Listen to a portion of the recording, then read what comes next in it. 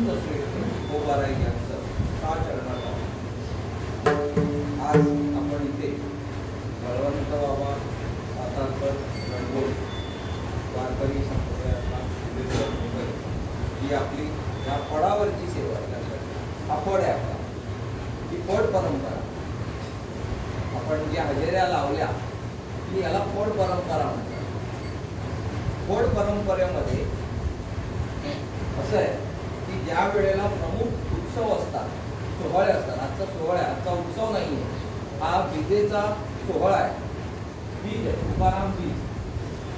आपल्याला माहिती आहे की जगद्गुरु तुकोबाराय हे सदेह वैकुंठाला गेले तो आजचा दिवस.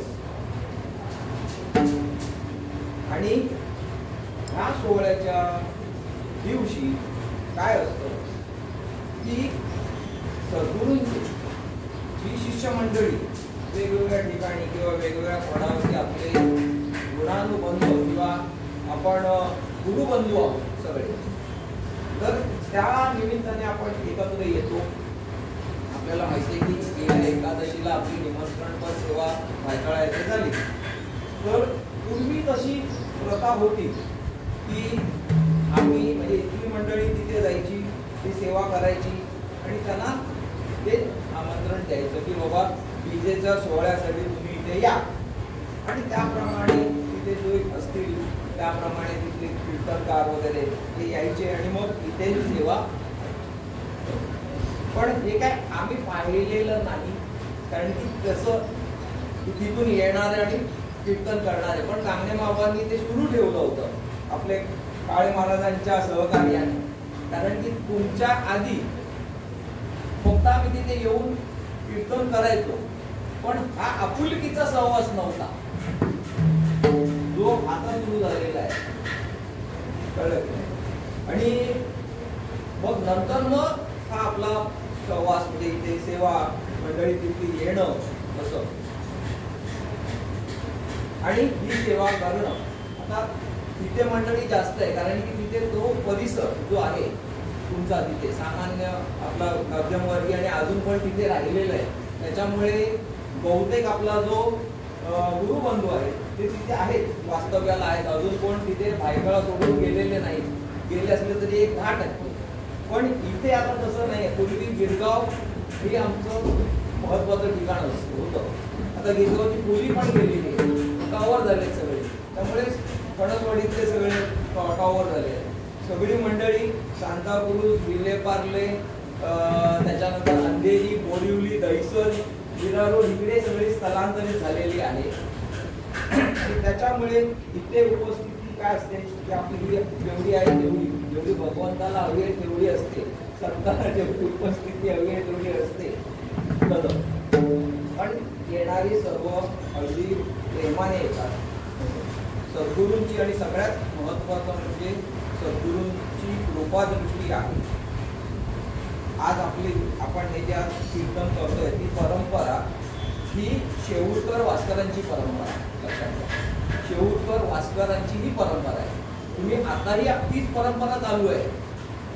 तुकोबारायांचे वंशज आणि तुकोबारायांचे शिष्य अशा 2 परंपरा चालू आहेत सध्या.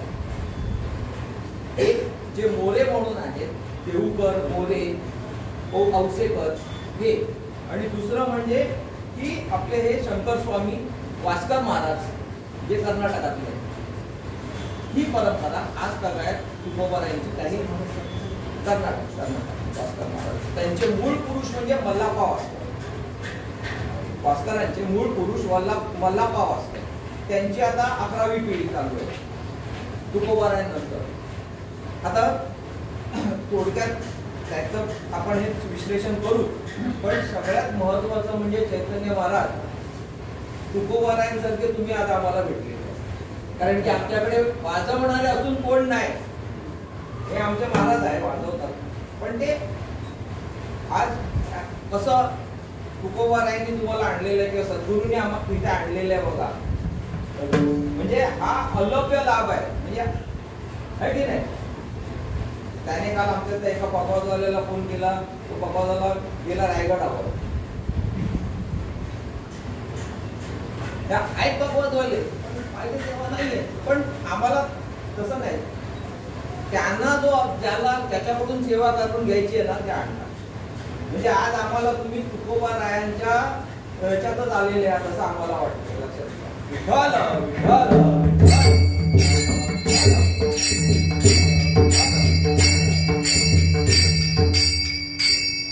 थोडक्यात परिणाम द्यायचा म्हणजे की ह्या दोन आपल्या परंपरा ज्या आहेत, एक वंशम परंपरागत आणि एक शिष्य परंपरागत.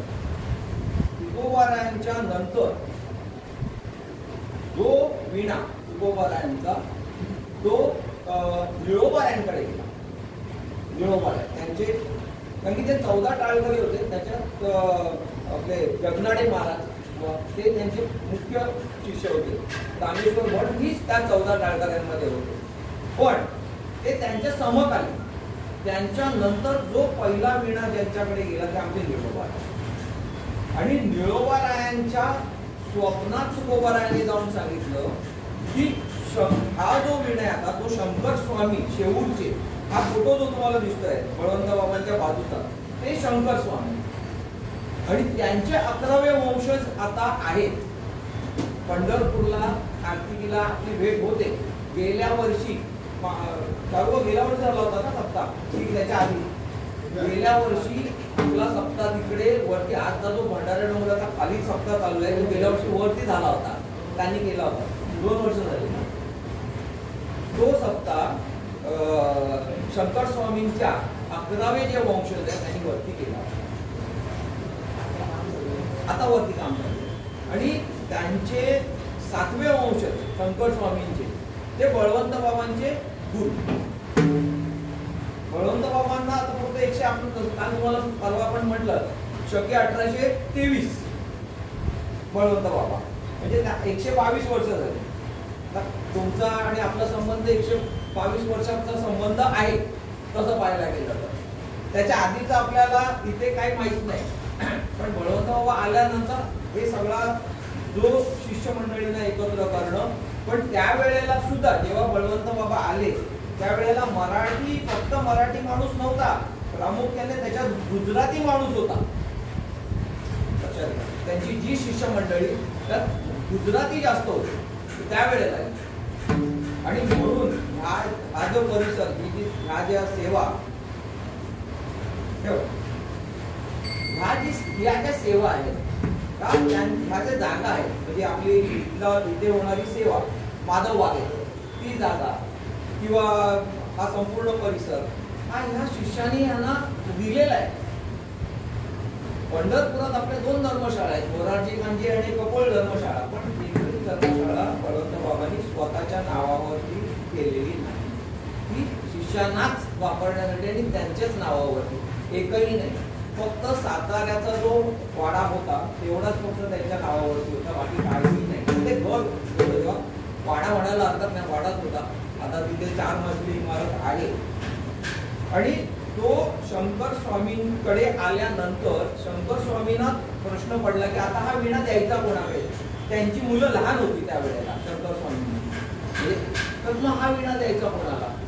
मग त्यांनी तुकोबारायांना सांगितलं की आता तुम्हीच सांगा की हा विणा कोणाकडे द्यायचा. मग त्यावेळेला तुकोबारायांनी सांगितलं, अरे वास्कर तो मीच आहे. आणि म्हणून वास्कर तो मीच आहे म्हटल्यानंतर त्यांना आता द्यायचं कसं, ओळख नव्हती. वास्कर पंढरपुरात येतात आहेत हेही माहिती होतं, वल्लभा वास्कर आहेत, पण मग डायरेक्ट ओळखच नव्हती. मग तो विणा द्यायचा कसा, डायरेक्ट आपण देऊ शकत नाही. कार्तिक एकादशीच्या दिवशी ज्या वेळेला वल्लभा वास्कर चंद्रभागेच्या ठिकाणी रात्री त्यांचा हरिपाठ किंवा त्यांचं पंचपदी करत होते, तिथे एक अशी सप्तपदी टाकलेली होती. आणि आपले शंकर स्वामी त्यांच्या विणासकट तिथे गेले आणि त्यांना सांगितलं की महाराज हा विणा फक्त आमचा सांभाळा, मी भगवंताचं पांडुरंगाचं दर्शन घेऊन येतो आणि मग तो विणा तुमच्याकडून घेतो. ठीक आहे, आता तुम्ही जाणार आणि येणार, आता विणा घेऊन कुठे जाणार. जो विणा मल्लप्पा वास्करांकडे त्यांनी दिला तो आज सगळ्यापर्यंत त्या विणा ते त्यांची वाट पाहत राहिले, ते काय आले नाही. ते विणा तिथे दिला आणि ते परस्पर मग नंतर ते तिथून गेले. ते आलेच नाही परत तिथे बलपावस्करांकडे. आणि सांगायचं म्हणजे काय की आज जर तुम्ही आजही कार्तिकीला जर तुम्ही पंढरपुरात असाल तर रात्री जाऊन बघा, वास्करांच्या फडावरती विणा चालू असतो. का तर शंकर स्वामी येतील आणि तो विणा घेतील. आताची पिढी 11 पिढ्या झालेल्या आहेत तरी सुद्धा तो विणा तिथे त्या ह्याच्यामध्ये रात्रभर चालू असतो. तिथे भजन म्हणा किंवा रामकृष्ण हरी म्हणा हा चालूच असतो तिथे. ही आपली श्रद्धा, संप्रदायाची श्रद्धा. लोक काही म्हणू दे, कळलं की नाही. आम्हाला एकच माहित की तुकोबाराय सदेह वैकुंठाला गेले, बस. आम्हाला त्याच्यावरती चर्चा करायची नाहीये, आम्हाला त्याच्यावरती विश्लेषण करायचं नाहीये, आम्हाला त्याच्यावरती इतर काही अभ्यास करायचा नाही. तुकोबाराय हे सदेह वैकुंठाला गेले हेच आम्हाला खरं आहे. विठ्ठल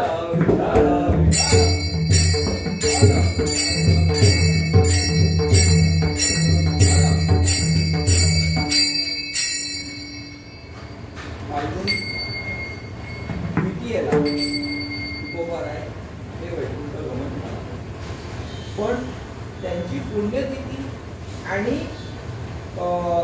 हा आजचा सोहळा हे वेगवेगळे लक्षात घ्या. आज फक्त वैकुंठ गमनाचाच आपला सोहळा म्हणजे जो काय सोहळा आहे तो आहे. आज पुण्यतिथी नाही. देहूमध्ये पुण्यतिथी ही पंचमीच्या दिवशी केली जाते आजपासून. कारण की काल धुळवट झाली ना, बरोबर. धुळवडीच्या नंतर ते धुळवट झाल्यानंतर द्वितीयेला ते वैकुंठाला गेले. आणि ते वैकुंठाला गेल्यानंतर जी शिष्यमंडळी होती ती तिथेच थांबली. त्या ठिकाणी जिथून तुकोबाराय, ज्या मंदिरापासून तुकोबाराय मुक्त झाले किंवा ते अंतर्धान पावले, तिथेच ती थांबली. ती मंडळी तिथेच थांबली 3 दिवस. म्हणजे रामेश्वर भटांसकट सगळी मंडळी तिथेच थांबली. 3 दिवसानंतर ताट, चिपळ्या, घोंगडी आणि शेवटचे 12 अभंग हे तिथे आले. आणि ते आल्यानंतर, ते अभंग आल्यानंतर त्यांना कळलं की आता तुकोबाराय येत नाहीत, आता ते गेले. कारण की तुकोबारायांच्या 12 जे अभंग आहेत त्याच्या शेवटच्या अभंगामध्ये तसं तुकोबाराय काय म्हणतात की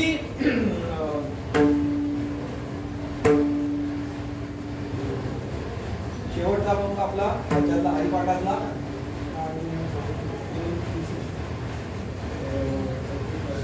नाही शेवटच्या अभंगामध्ये शेवटचा अभंग आहे ना तो, त्याच्यात 12 अभंगातला शेवटचा अभंग. डाळ आणि कंठा धाडी निशाणी घ्यायला ओळखून सज्जन हो, माझे दंडवत तुम्हा सर्व लोका देहा सहित तुका वै. त्यात स्पष्ट लिहिलेलं आहे त्या 12 अभंगामध्ये. डाळ आणि कंठा धाडी निशाणी घ्यारे ओळखून सज्जन हो, माझे दंडवत तुम्हा सर्व लोका देहा सहित तुका वै. स्पष्ट लिहिलेले आहे त्या 12व्या अभंगामध्ये. आणि अशा प्रकारे जेव्हा ती पंचमीला आल्यानंतर मग ते परत आले सगळे मंडळी. आणि परत आल्यानंतर मग म्हणून म्हणजे ती जी पुण्यतिथी जी प्रथा आहे ती पंचमीला होती, आज होत नाही. आज फक्त वैकुंठ गमनाचाच सोहळा होतो. आणि आज तुकाराम बीज आपली जरी मंडळी इतकी कमी आहे आणि तुम्ही आज जरी कमी आणि तरी तुम्ही तुमचा हिरा घेऊन आलात, हे महत्वाचं आहे. आम्हाला काय माहितीये की ते असतं की बाबा सेवा कशी, पण ती सेवा करून घेणारे समर्थ. आपण त्याला काही नाही. मोठा मुलगा तो कॅन्सल करतो, तो इंटरव्ह्यू घ्यायला गेला. बालवैज्ञानिक परीक्षा आहे, त्यासाठी त्याला बोलवणार. तो मी कॅन्सल करतो. चारुवाला बोललो की अशी परीक्षा आहे, म्हणजे तिथे मुलांचं इंटरव्ह्यू घ्यायचं आहे. महाराष्ट्रातून मुलं येणार आहेत. सोमय्याला त्याचे इंटरव्ह्यू होणार. तर मग मी कॅन्सल करतो. म्हणजे अरे हा परत तुला पण योग येणार नाहीये. आज रविवार ना, योगायोग म्हणजे आज रविवार. एरवी रविवारी येत नाही ती, तर आज रविवारी असल्यामुळे बोलते की नाही तू जा करून घेते. सेवा होणार, सेवा काय नाही होणार का नाही, सेवा होणारच आणि उत्तम रीतीने होणार, त्यात प्रश्नच नाही. कारण मागे जसं तिथे तुम्ही हे करत होतात किंवा पक्का झाला नाही पक्का झाला, पण शेवटच्या क्षणाला भगवंत तिथे पक्का झाला होता. आपण त्याच्यावर सोडलं नाही. आपण असं म्हटलं ना की हे आम्ही करणार, मी करणार, मीच करणार, आम्ही करू. भगवंता हे तू कर, हे आता तुझं आहे, तू सांभाळ. वाहू हा संसार देवा. जोपर्यंत या संसाराला आपण त्या भगवंताच्या चरणी वाहत नाही तोपर्यंत तो सुरळीत चालत नाही. आपण म्हणतो मीच आहे, पण बघा ना आपण किती दिवस चालवणार आहे. आपल्या पैशात किती दिवस रडणार, जास्तीत जास्त 12, त्याच्यापेक्षा नाही. 13व्या दिवशी प्रत्येक जण आपापल्या कामाला लागतो, कोणी कोणावर अवलंबून. तेच केलं, काय केलं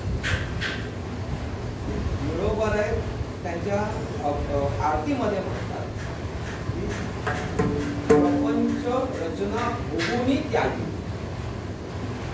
प्रपंच रचना भोगुनी त्यागी. संपूर्ण प्रपंच रचना आहे त्यांनी नाही भोगलं असं नाहीये, भोगली पण त्याचा त्याग केला. बघा ना, ज्या वेळेला वैकुंठाला जात असताना त्यांनी जेव्हा आवळी आई त्यांना विचारलं की मम्मी आम्हाला आता वैकुंठाला जायचंय, तू येते का? अरे 5 महिन्याची मी गरोदर आहे आणि त्या कसं काय मी येणार तुमच्या बरोबर, ते वेगळे विचार असतात. पण तुकोबारायांनी तो विचार केला का की नाही अरे मग आता ह्याचा जन्म होऊ दे, त्याच्यानंतर मग आपण वैकुंठाला जाऊ, त्याला बघूया, माझ्या बाळाला बघूया. त्यागली त्यांनी, त्याग केला. प्रपंच रचना भोगुनी त्याग, त्याचा त्याग केला. आणि आपला घेतलेला अभंग कसं पाहायला गेलं तर उपदेशपद म्हणा, तुकोबारायांनी साधं सोपं जे कर्मकांड होतं की नाही, त्या कर्मकांडांवरती तुकोबारायांनी रोखोक भाष्य केलेलं आहे. रोखोक भाष्य केलेलं की त्यावेळेची परिस्थिती जर आपण पाहिली, इतर समाज आणि राजकीय परिस्थिती जर पाहिली, इतर समाज म्हणजे प्रामुख्याने ब्राह्मण समाज जर आपण पाहिलं तर ते सरळ म्हणाले की शूद्रांना वेदोक्त करण्याची परवानगी नाही, ते करू शकत नाही, त्यांना परवानगीच नाही, सरळ म्हणतो त्यांनी. बरोबर आहे. त्याच्यावरती काय उत्तर देतात की वेदांचा तो अर्थ आमासीच ठावा, येरानी व्हावा बारमा. त्यांना माहिती आहे त्या वेळेला सुद्धा, लक्षात घ्या, त्या वेळेला सुद्धा निम्म्यापेक्षा जास्त ब्राह्मण मंडळी फक्त भोकंपट्टी करायची, म्हणजे त्या मंत्राची, म्हणजे त्यांचा उदरनिर्वाह जो चालला होता तो नुसता त्या मंत्राच्या भोकंपट्टीवर, त्याचा अर्थ त्यांना माहित नव्हता ना.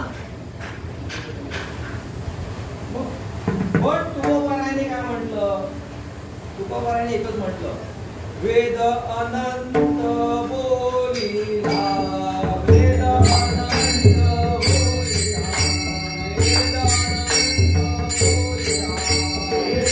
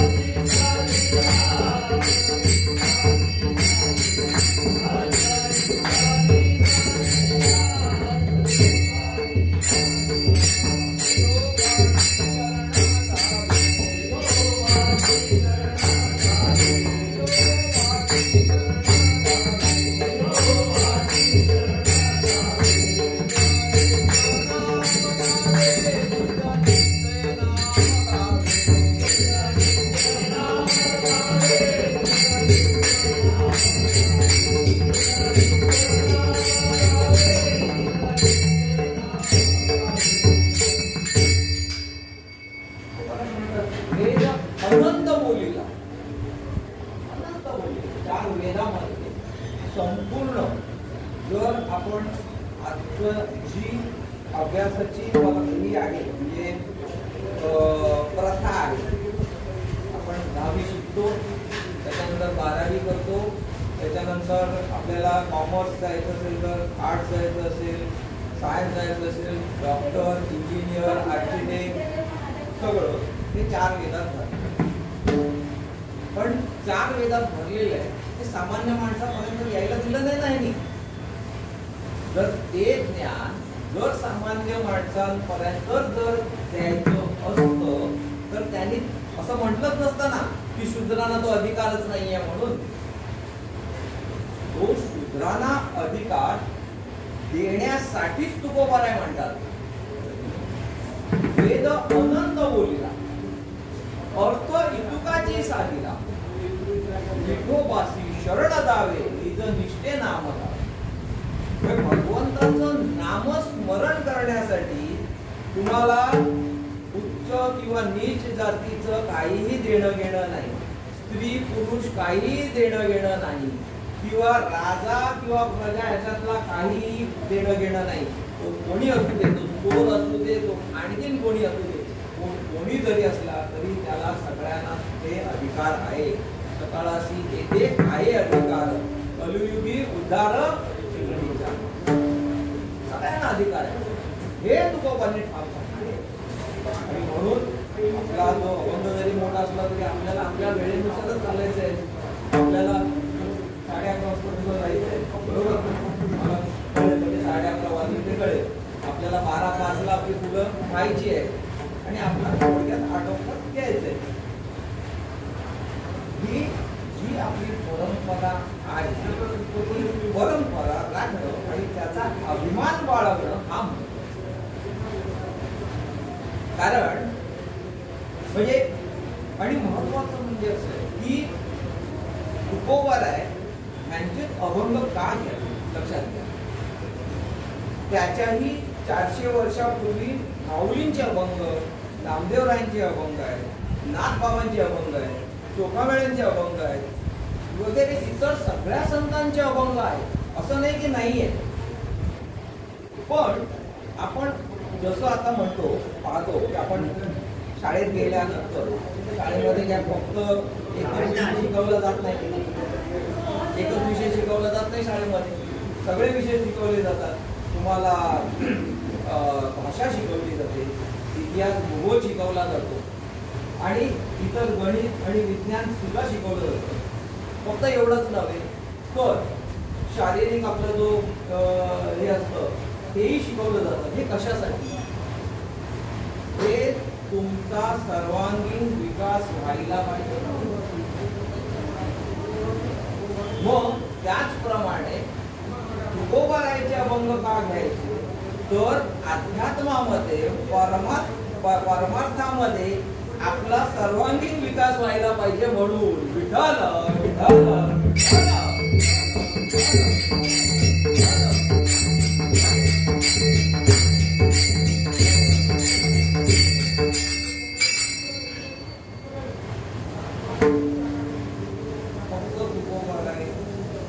एकाच विषयावरती त्यांनी मांडणी केली असं लक्षात घ्या. यांना संत कवी म्हणतात. संत कवी फक्त कवी नव्हे. आता जे जे कवी जर आपण पाहिले कुसुमाग्रज घ्या किंवा आणखीन दुसरे कोणी कवी घ्या, सगळे कवी ते संत कवी नव्हे. संत कवी कोणाला म्हणतात की जो सामान्य माणसाला जगण्याचा मार्ग दाखवतात. आणि इतर कवी काय करतात की तुम्हाला फक्त त्याच्यातून करमणूक मिळते, तुम्हाला फक्त बरं वाटतं, त्याच्यातून जगण्याचा मार्ग भेटत. जगण्याचा खरा मार्ग जर भेटत असेल तर अभंग. आणि म्हणून लक्षात घ्या की जसा माऊलींचा 56 भाषेचा गेलासे गौरव आहे त्याप्रमाणे तुकोबारायांची गाथा फक्त मराठीत नाही, ती इतर सर्व भाषेमध्ये त्या गाथा जे आहे त्या गाथेचं काय झालेलं आहे रूपांतर वेगवेगळ्या भाषेमध्ये झालेले आहे. गुजराती, कर्नाटकी. आपल्याला तर माहित आहे की कार्तिकी वारीला जर आपण पाहिलं तर पंढरपूरला कर्नाटक, बेळगाव, त्याच्यानंतर आंध्र प्रदेश, तेलंगणा इथून मंडळी आलेली असतात. म्हणजे ह्या सर्व भाषेमध्ये सुद्धा तुकोबारायांच्या अभंगाचा काय झालेलं आहे की त्यांनी त्याच्यामध्ये रूपांतर झालेलं आहे. म्हणून कशासाठी? जगण्याचा पाय. म्हणून या आजच्या आपल्या अभंगामध्ये काय म्हणतात की नाम संकीर्तन साधन पै सोपे जळतील पापे सगळ्यात सोपं साधन आहे नाम संकीर्तन. कीर्तन म्हणजे नाम संकीर्तन. आता भगवंताची कीर्ती वाखाणणं किंवा गाणं म्हणजे कीर्तन आणि नाम संकीर्तन म्हणजे त्या भगवंताचं फक्त नामस्मरण करणं. आता फक्त नामस्मरण करणं म्हणजे काय तर जसं तुकोबारायांना अनुभव आला, कारण की त्यांना जो प्रपंचामध्ये नामस्मरण जे होत नव्हतं ते नामस्मरण भंडारा डोंगरावरती व्हायचं आणि म्हणून ते तिथे जायचे. आणि तिथे गेल्यानंतर नुसतं नामस्मरण नाही तर नामस्मरण का करावं हा महत्वाचा प्रश्न. की आपण नामस्मरण का करावं, त्याचे फायदे काय? तोटा काहीच नाहीये. तोटा असेल तर आपण सांगणार ना. इतर सगळ्या गोष्टींना फायदा आणि तोटा असतो, पण नामस्मरणाला तोटा नाही. आईचं वैसोनी करा घरा ऐक चित्त असं म्हटलेलं आहे पुढे अभंगामध्ये. पण नाम संकीर्तन त्या भगवंताचं नाम चिंतन केल्यानंतर काय होतं तर सगळ्यात महत्वाचं म्हणजे ही वाचा शुद्ध. हे सर्वात वाचा शुद्ध झाल्यानंतर मग काय होतं चित्त शुद्ध होतं. चित्त शुद्ध कारण की चित्ताची शुद्धी होण्यासाठी नामस्मरण करणं. भावे गावे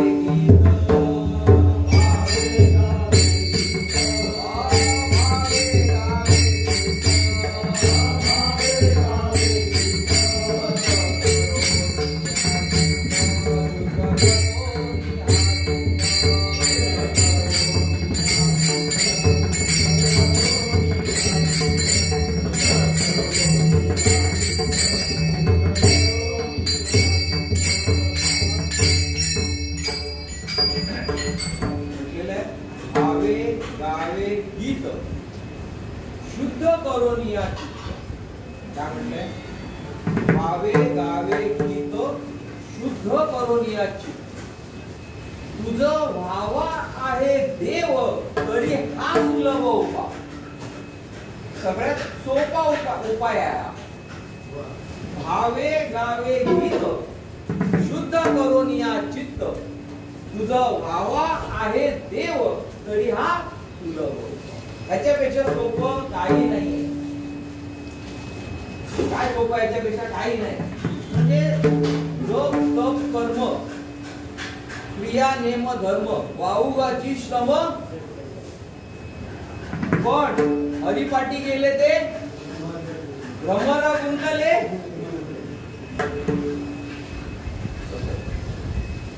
आता भ्रमर गुंतले सुमन कळके म्हणजे लक्षात घ्या की जसं नामस्मरणाने थोडक्यात सांगायचं तर भ्रमर जो आहे भुंगा जो आहे त्याच्यामध्ये एवढी ताकद आहे की तो लाकडाला पोखरू शकतो. लाकूड केवढं जाड आहे त्याला पोखरू शकतो. पण जेव्हा तोच भुंगा त्या फुलाच्या म्हणजे कमळाच्या फुलात जेव्हा जातो आणि जेव्हा तो मकरंदाचं सेवन करतो तेव्हा तो सगळं विसरतो की मी किती बलवान आहे. तो म्हणतो की एवढा जर चांगला जर हा रस आहे तर आपण तिथेच राहावं. पण त्याला ते माहित नसतं की तिथे राहिल्यानंतर त्याचा शेवट आहे. कारण की संध्याकाळ झाली की ते पाकळ्या बंद होतात आणि तो आतमध्ये अडकतो. भ्रमर बिंदले सुमन तसं आपण त्या भगवंताच्या आत गेलं पाहिजे. त्या भगवंताच्या चरणाचं जे रस आहे तो घेतला पाहिजे की आपण त्या रसामध्ये समरस होऊ. ब्रह्मरस घेई काळा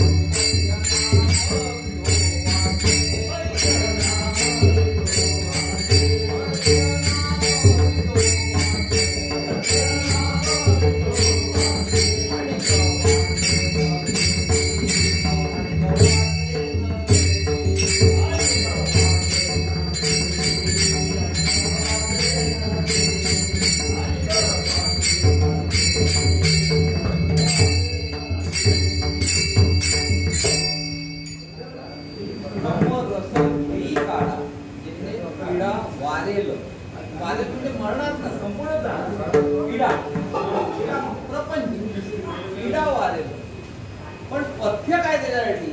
नाम विठोबा. दुसरं काय सेवन करू नको. नामचिंतन.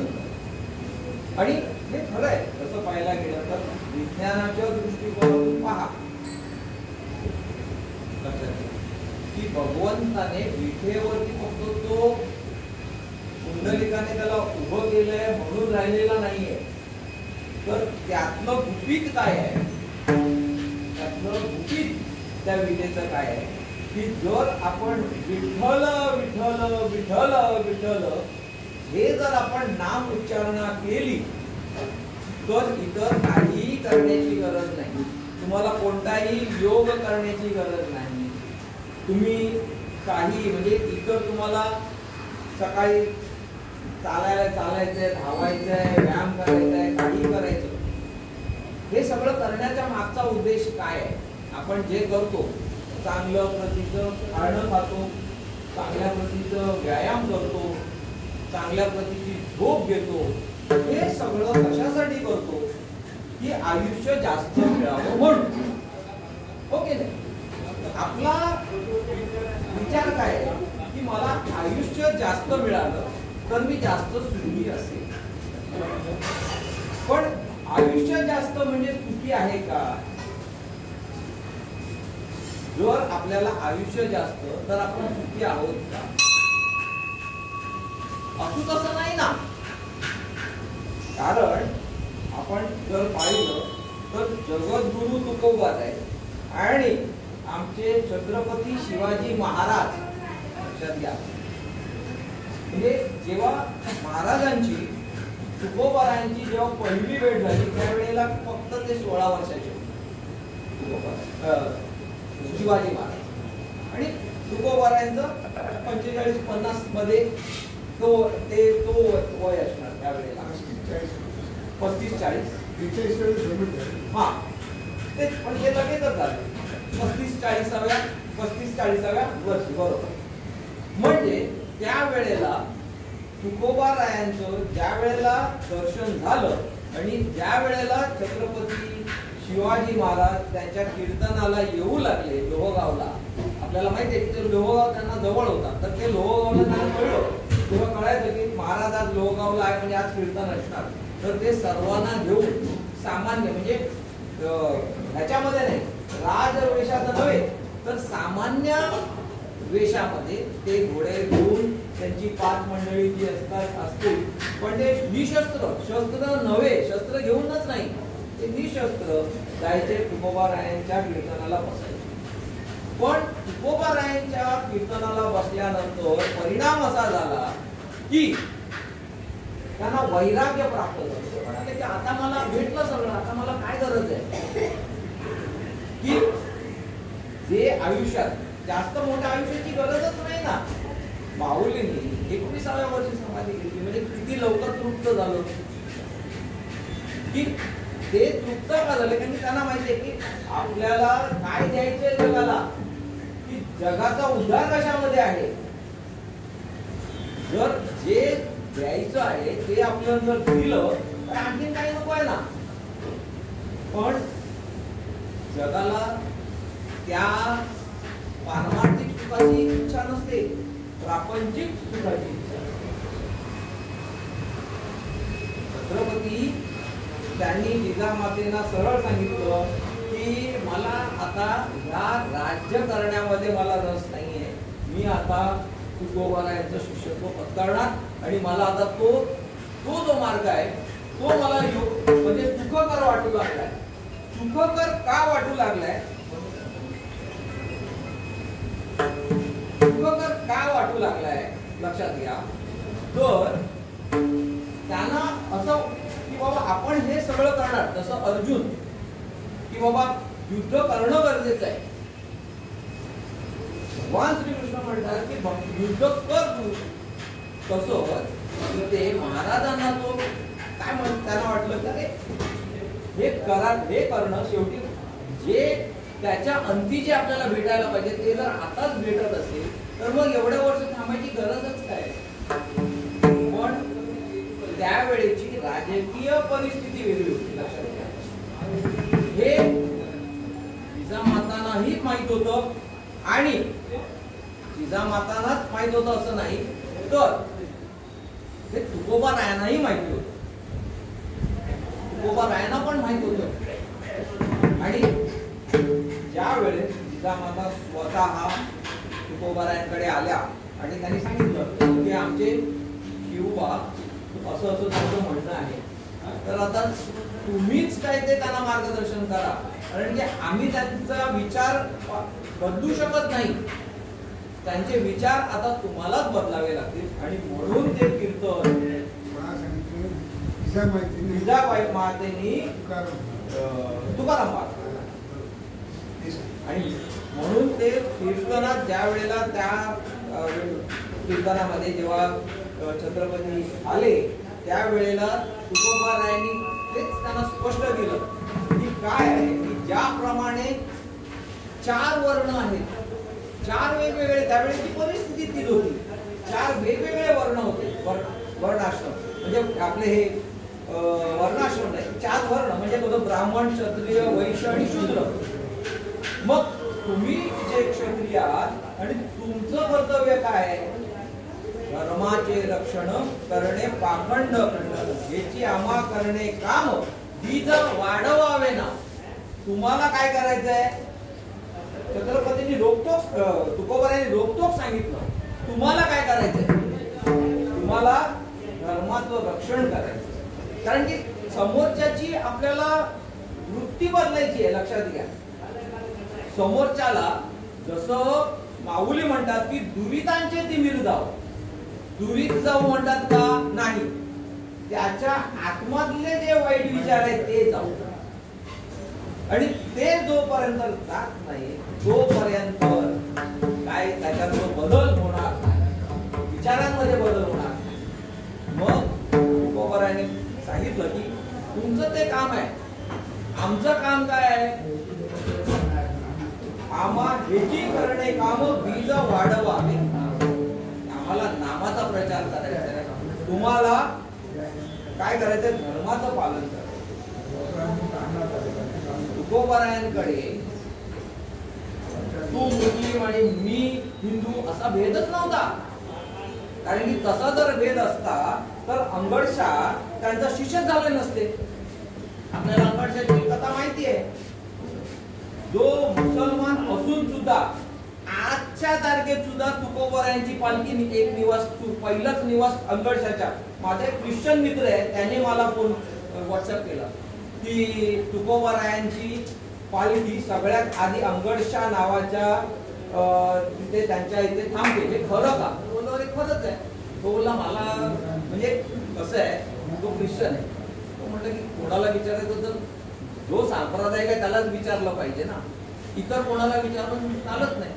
आजही तुकोबारायांची पालखीचा पहिला मुक्काम जो असतो तो अंगडशाच्या ठिकाणी असतो, त्या दर्ग्याच्या ठिकाणी.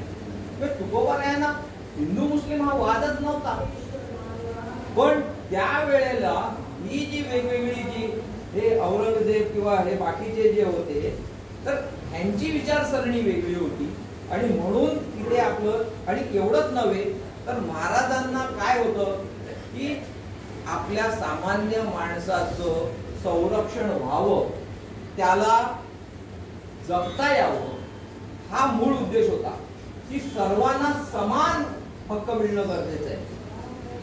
की मग ती माझ्या राज्यातली स्त्री असो, लहान मूल असो किंवा वयोवृद्ध असो, त्या सर्वांना काय असलं पाहिजे तर समान जगण्याचा हक्क असला पाहिजे. त्यांना कोणतीही भीती नसली पाहिजे जगत असताना, कारण की त्यावेळेला ती दहशत झाली होती की कधीही मुघल सेना येऊन आपला उद्ध्वस्त करू शकते. आणि म्हणून त्याला तोंड देण्यासाठी, त्याला रोखठोक बोलण्यासाठी शिवाजी महाराजांनी त्यावेळेला ते लढणं गरजेचं होतं, हे तुकोबारांना माहित होतं. आणि एवढंच नव्हे तर ज्या ज्या ठिकाणी मावळ प्रांतामध्ये तुकोबारायांची कीर्तनं व्हायची त्या त्या ठिकाणी तिथल्या युवकांना ते ठामपणे सांगायचे की महाराजांच्या सेनेमध्ये म्हणजे महाराजांच्या सेवेत भरती व्हा, कारण की आपल्या राज्याची सेवा, देशाची सेवा करणं म्हणजेच देवाची सेवा करणं, दुसरं काही नसतं. म्हणून तुकोबाराय म्हणतात की नाम संकीर्तन साधन पै सोपे, जळतील पापे जन्मांतरी. की एवढंच नव्हे तर जन्मांतरीची पापं जळून जातात. ऋण अग्नी मेळ समरस झाले, तैसे नामे केले जपता. त्या भगवंताचं नामचिंतन केल्यानंतर काय होतं, एक रूप होऊन जातं. हा महत्वाचा आहे की आपली काय शुद्धता होते, आपल्या आतमधून शुद्धता. म्हणून भगवंताचं नामस्मरण करणं गरजेचं आहे. आणि नामस्मरण केव्हा होतं, आपण जर एकत्र आलो तर होईलच असं नाही, पण आपण समजा एकटे जर कुठे जात असतो रस्त्याने तर होतं का. म्हणून तुकोबाराय म्हणतात की आम्हा एकांताचा वास, त्या एकांत वासामध्ये त्या भगवंताचं नामचिंतन होतं. नामचं कीर्तन साधन पै सोपे, ते सोपं साधन. जळतील पापे जन्मांतरी, न लगती सायाचं जावे अनंता, सुखे येतो घरा नारायण. हे त्याची फलप्राप्ती आहे, फलश्रुती आहे, लक्षात घ्या. पूर्वी जर आपण पाहिलं म्हणजे कलियुगाच्या पूर्वी कसं असायचं, वेगवेगळे आश्रम असायचे. आधी गुरुकुल असायचं, त्याच्यानंतर वेगवेगळे वानप्रस्थ आश्रम किंवा संन्यास आश्रम किंवा आपलं असे 4 आश्रम असायचे आणि शेवटचं ते संन्यास आश्रम. पण तुकोबाराय तेच म्हणतात की न लगती सायाचं जावे वन, कारण त्याचा अभ्यास तुकोबारायांनी केलेला दिसतोय. कारण की आता जर आपण पाहिलं, जर आपण हे सगळं सोडून जर वनात गेलो तर आपण किती दिवस राहू शकतो. आता पहिली गोष्ट म्हणजे वनच राहिली, तर वनात जाण्याचा प्रश्न येत नाही. म्हणून आता जे रिटायर्ड झाले ज्यांना खरोखर वाटतं ते मग काय करतात, एक तर नामचिंतनात, जसं आमचं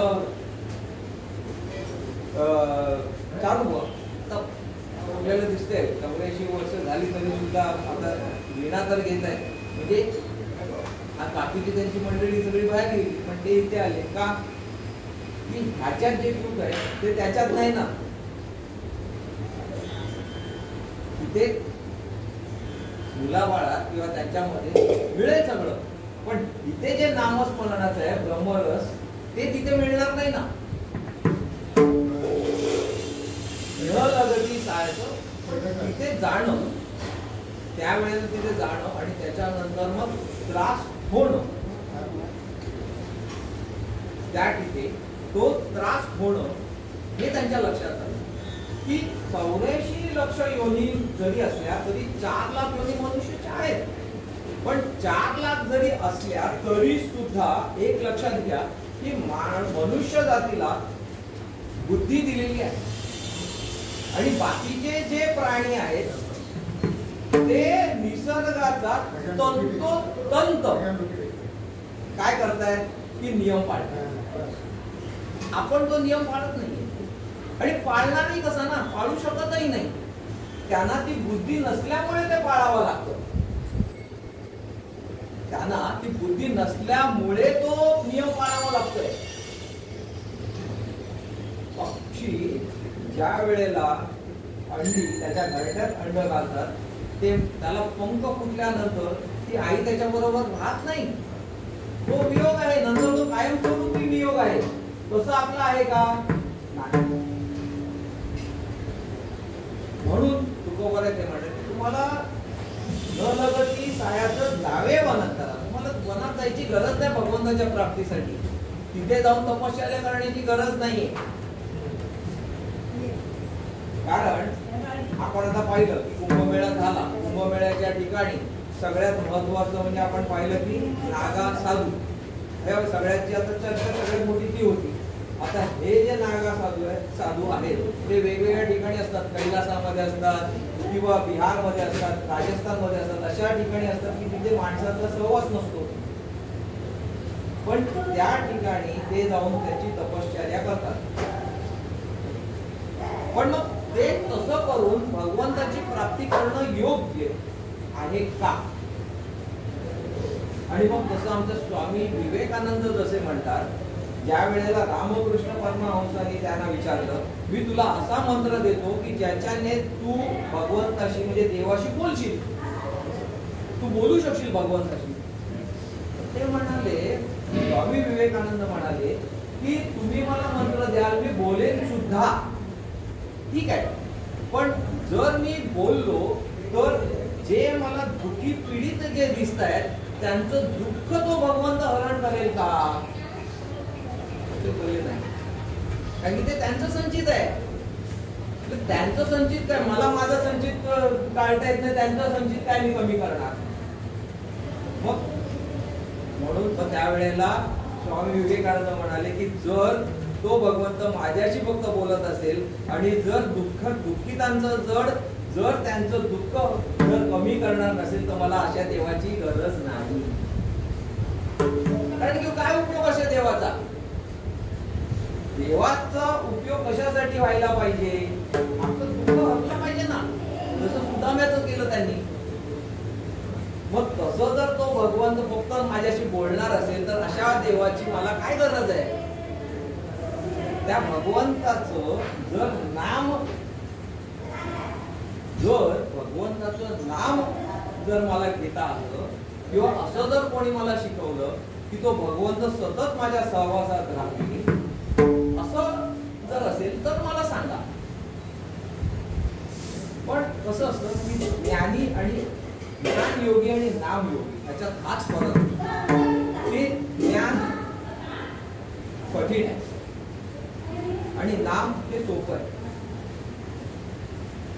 आपण ज्ञानाच्या मार्गाने गेलो तर ते लोखंडाचे चणे खाण्यासारखे, आणि जर नामाच्या मार्गाने गेलो तर ते साध्या आणि सोप्या, म्हणजे जो अशिक्षित आहे तो त्यालाही ते पुण्याचं आहे, किंवा ज्याला म्हणजे आपण म्हणतो की बाबा एखाद्याला बोलता येत नाही किंवा एखाद्याला ऐकता येत नाही, अशाने काय करावं?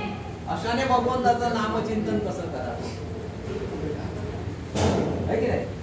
एखाद्याला बोलता येत नाही, ऐकता येत नाही, मग त्याने भगवंताचं नामचिंतन कसं करावं? माऊली म्हणतात, ज्ञानदेवा मौन जपमाळ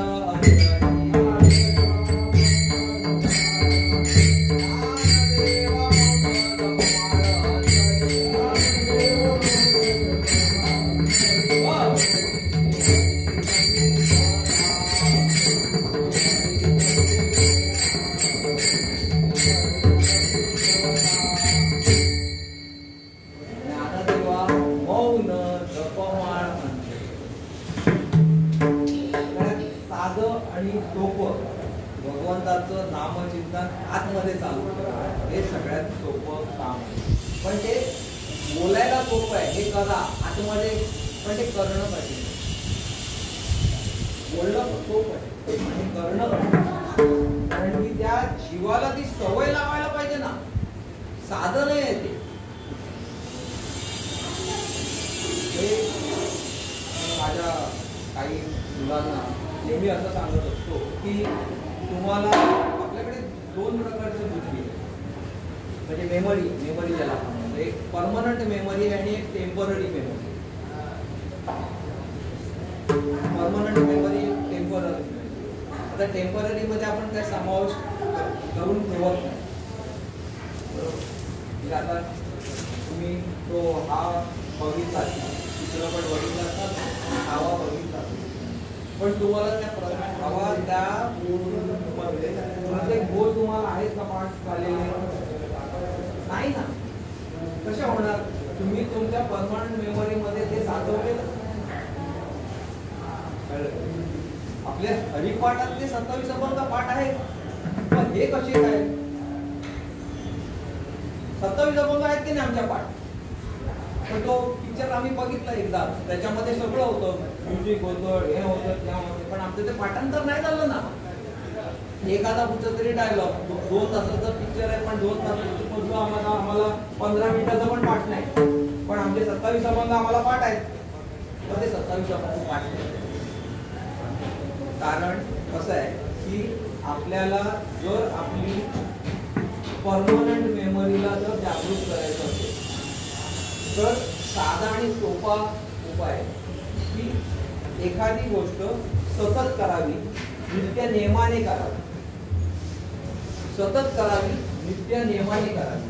म्हणजे समजा एखादं सूत्र आहे, एखादा मंत्र आहे, तो मंत्र दररोज त्याच वेळेला एकदाच वाचावा किंवा ऐकावा. ऐकलं तर वेळ जास्त लागतो, वाचलं तर वेळ कमी लागतो. असं 6 दिवस केल्यानंतर 7व्या दिवशी आपोआप आपल्या त्या परमनंट मेमरी मध्ये तो काय स्टोअर केलं तुम्हाला काय. आणि असं केल्यामुळे हे 27 अभंग पाठांतर झालेले आहेत ना.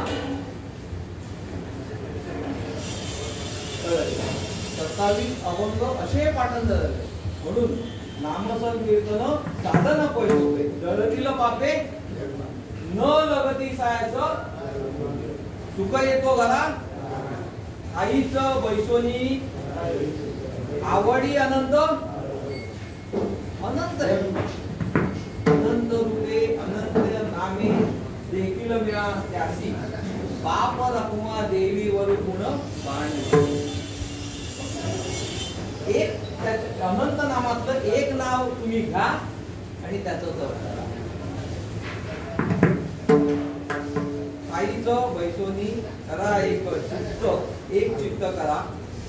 जो आवडतो आवडी अनंत आळवा. राम कृष्ण हरी विठ्ठल केशवा मंत्र हा जपावा. राहुनी आणि तो रस्तापायी साधन वाहत असे आण.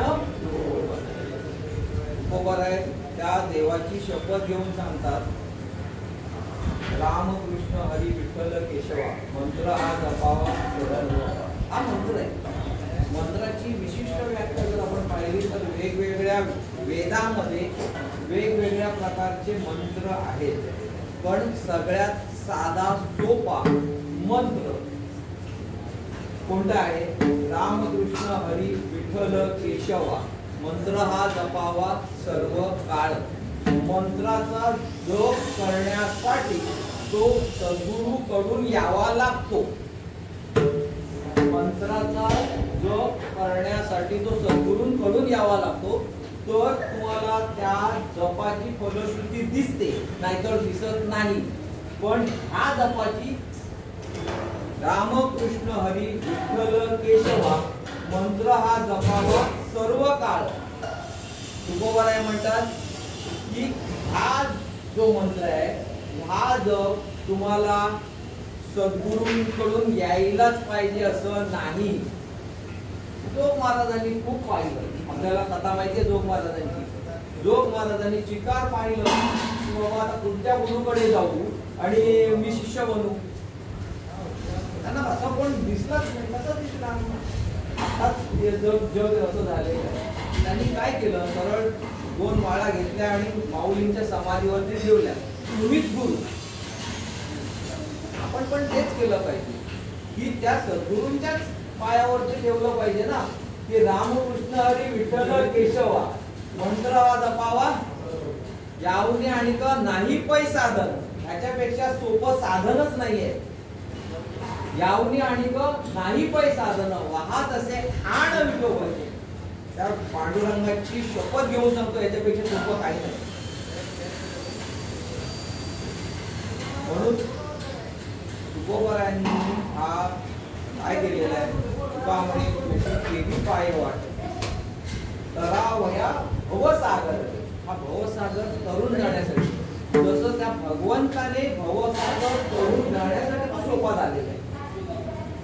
भगवंत सोपा का झालाय तो बघा. इतर सगळे देव आहेत की नाही, तर ते देव कसे आहेत, ते षोडशोपचार किंवा ते एकदम त्यांची पूजा करायची म्हटलं तर सोवळं ओवळं जातं.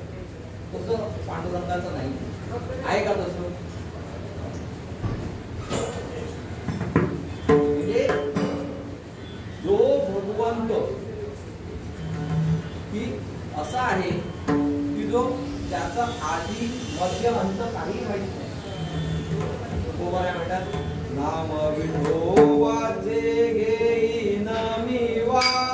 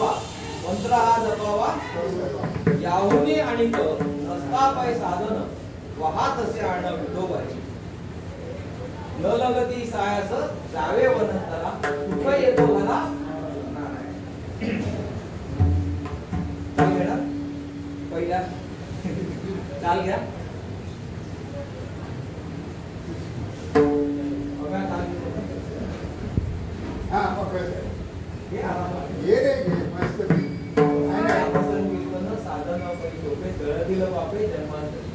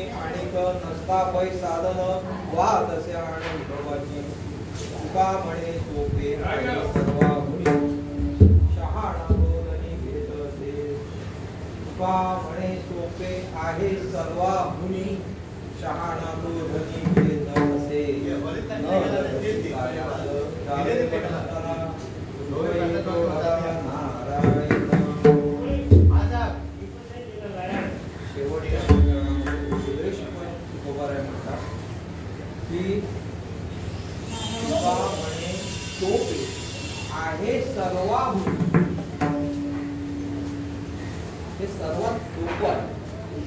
सोपं काय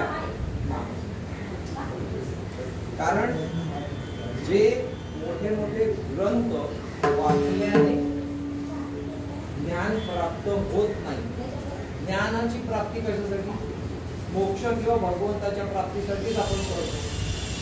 पण मोठे मोठे ग्रंथ जरी आपण वाचले तरी सुद्धा जर त्याचा अर्थच कळला नाही तर आपल्याला ते ज्ञान प्राप्त कसं होणार? आणि जर ज्ञान प्राप्त झालं नाही तर मोक्ष किंवा भगवंताची प्राप्ती कशी होईल? आणि जर तसं असतं तर माऊलींनी लक्षात घ्या ज्ञानेश्वरी लिहिल्यानंतर हरिपाठ लिहिलाच नाही. ज्ञानेश्वरी आज सुद्धा आजच्या तारखेत सुद्धा सामान्य माणसाला कळणं कठीण. ती समजण्यासाठी की त्या सद्गुरूच्या किंवा ज्याला त्याचा अनुभव आहे अशाच्या मुखातून जेव्हा आपण ऐकतो त्यावेळेलाच आपल्याला कळते. रामा म्हणे ग्रंथ श्रेष्ठ ज्ञान एक तरी ओवी अनुभव. ते एक तरी म्हणून म्हटलेलं आहे कारण की एक कळली पाहिजे आधी. अनुभव घेण्यासाठी ती कळली तरी पाहिजे पण ती कळणं सुद्धा कळली नाही ना. ती केव्हा कळते? जेव्हा ज्याला त्याचा अनुभव आलेला आहे तो त्या ओवीचा अनुभव जेव्हा पुढे एखाद्याला सांगेल तेव्हाच त्याला कळेल ना. तेव्हाच त्याला सुद्धा त्या ओवीचा अनुभव. म्हणून तुका म्हणे सोपे आहे सर्वाहून सगळ्यात सोपं आहे काय? नामसंकीर्तन. आपल्याला भगवंताचं रामकृष्ण हरी विठ्ठल बरोबर आहे. त्यांच्या सद्गुरूंचं नाम घेऊन सांगतात की बाबाजी आपुले सांगितले नाम मंत्र दिला रामकृष्ण हरी. मंत्र म्हटलेला मंत्र दिला रामकृष्ण. आणि हा सगळ्यात सोपा मंत्र आहे. याच्यापेक्षा आणखी काहीही सोपं नाही. तुका म्हणे सोपे आहे सर्वाहून शहाणा तो धनी जो घेतो तो शहाणा तो धनी घेतो. कारण की आपण म्हणतो ना रे व्यवहारात आपण म्हणतो की अरे जरा शाण्यासारखं वाग. शाण्यासारखं वाग म्हणजे काय की तो आपण असं ना म्हणा अरे वेड्यासारखं वागू नको असं नाही म्हणत आपण. ते निगेटिव्ह जातं. आपण असं म्हटलं ते काय वेड्यासारखं वागतो हे निगेटिव्ह. पण आपण असं म्हटलं अरे जरा शाण्यासारखं वाग तर ते पॉझिटिव्ह जातं. ग्लासात पाणी आहे अर्धा ग्लास भरलेला मग अर्धा भरलेला आहे म्हणायचं की अर्धा रिकामा आहे म्हणायचं. जेव्हा आपण म्हणतो अर्धा रिकामा आहे तेव्हा ते निगेटिव्ह बाजू आहे. जेव्हा आपण म्हणतो अर्धा भरलेला आहे मग अरे शहाण्यासारखं वाग. शहाण्यासारखं वाग म्हणजे नक्की काय की जे तुझे वाडवडील करत आलेले आहेत त्याचा विचार केला पाहिजे तेव्हा ते कसे वागत आलेले काय प्रकारे केलेले. कारण आपण म्हणतो की वाडवडिलांनी जे केलं लक्षात घ्या त्यांना काय त्याला कळत नव्हतं. अरे पण कळत नव्हतं म्हणून तर ते राहिलं ना आतापर्यंत. बरोबर की नाही? हा की त्याच्यामध्ये कसा बदल यावा किंवा काय बदल आला पाहिजे हे आपण शिकलं पाहिजे. म्हणून काय आपल्या मुलांना नुसतं जर आपण शास्त्र सांगितलं तर त्यांना पटत नाही. कारण शास्त्रार्थ किंवा शास्त्र कळण्याचं आपण त्याच्यावर हे केलेलं नाही संस्कार केलेले नाहीत. कारण की त्या मुलांना कळायलाच लागतं मुळात ए फॉर ऍपल नाही. मग आपण संस्कार पुढे करतो. संस्कार तिथे होतात ना की जेव्हा आपण त्या मुलांना त्या घरात ते बघतील की बाबा नेम काय आहे आमचा आमच्या घरातला नेम काय आहे की सकाळी उठल्यानंतर त्या भगवंताची सेवा करणं, त्या भगवंतावरती पाणी घालणं हा नेम आहे आमचा. त्या भगवंताला गंध लावणं, त्याला फुलं अर्पण करणं, त्याला नैवेद्य दाखवणं हा नेम आहे. नित्य नेम नामी ते प्राणी लक्ष्मी वल्लभ. पण ते आहे ना, ते लक्षात घ्या की जो नित्य नेमाने आहे, तुम्हाला या दगदगीच्या जीवनामध्ये आपल्याला देवावरती पाणी घालायला वेळ नाहीये, पण आंघोळ झाल्यानंतर 2 मिनिटं सुद्धा मानसपूजा करायला वेळ नाही असं नाहीये ना. आणि देव कुठे म्हणतोय तुम्हाला सकाळी पूजा कर, कामावरून आल्यानंतर रात्री कर. तर पूर्वी शेतकरी काय करायचे? पूर्वीचे शेतकरी संध्याकाळी आंघोळ करायचे. ते सकाळी उठला, न्यारी घेतली, गेला शेतावरती. आपला बैलांना घेतलं की तो गेला सकाळी, आणि संध्याकाळी आल्यानंतर मग तो एकदम आंघोळ वगैरे करणार, आणि नंतर मग आपलं जे काय तेव्हा ते भगवंताची तिथे जे दिवा लावणं किंवा त्या भगवंताचं ते नित्य नेम जो आहे तो महत्वाचा आहे. तुम्ही मानसपूजा करा ना, ती मानसपूजा जरी केली तरी भगवंताला पावते. सगळ्यांना जमेल असं नाही, पण त्या भगवंताची तुम्ही मानसपूजा केली, जर तिथे बसलात आणि जर तिथे त्या भगवंताचं चिंतन केलं, ते जर नामस्मरण केलं तरी सुद्धा पुरेस आहे. कारण ते कसं आहे, ते त्याचं ती ऊर्जा आहे ती दिसत नाही, ती ऊर्जा दिसत नाही. आपण म्हणतो की अरे हे नामस्मरण केल्याने काय होत आहे, किंवा देवासमोर तुपाचा दिवा लावल्यानंतर काय होत आहे, तेलाचा लावतो, पण ज्याच्याकडे आहे, ज्याला जो तुपाचा दिवा लावू शकतो, का लावू नये? पण त्या तुपाच्या दिवाने येणारी ऊर्जा ही तेलाच्या दिव्याने येण्यापेक्षा मोठी आहे ना. मग ते दिसत नाही का? कारण की ते तत्वच असतं, ते तत्व आहे. त्या तत्वाला पटकन तुम्हाला त्याचा जो प्रभाव दिसणार नाही ना. प्रभाव दिसायला तिथे वेळ घ्यावा लागतो. म्हणून तुका म्हणे सोपे आहे सर्वांगी, शाणा जो धनी घेत असे, न लगती सायचं जावे वनंतरा, तुका येतो घरा नारायण ज्ञानेश्वर.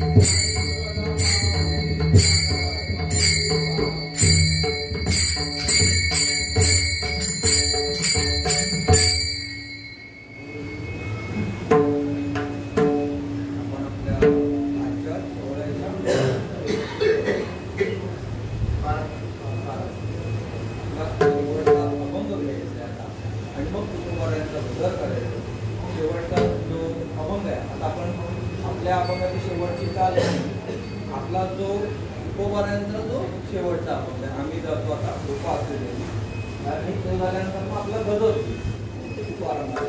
आणि मग आपली आरती. आम्ही जातो तुम्ही कृपा असोड्याची,